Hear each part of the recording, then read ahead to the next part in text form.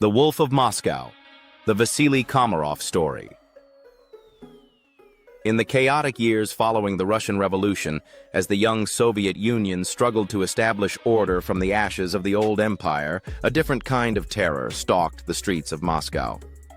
Between 1921 and 1923, in the poor neighborhood south of the capital, residents began discovering gray sacks containing the corpses of naked men, their heads smashed in and their bodies tightly bound.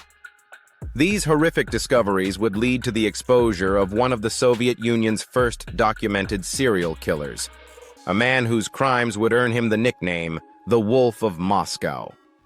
This is the story of Vasili Komaroff, a horse trader whose systematic murders of at least 33 men would challenge the new communist state's belief that such evil could not exist in their socialist paradise.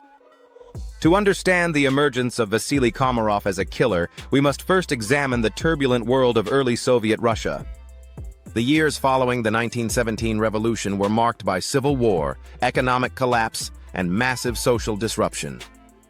Millions of people were displaced from their homes, traditional institutions had been destroyed, and a new society was being built from the ground up.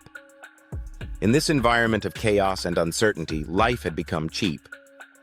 People disappeared regularly, some fleeing the country, others executed as enemies of the state, still others simply vanishing into the vast expanse of the collapsing empire.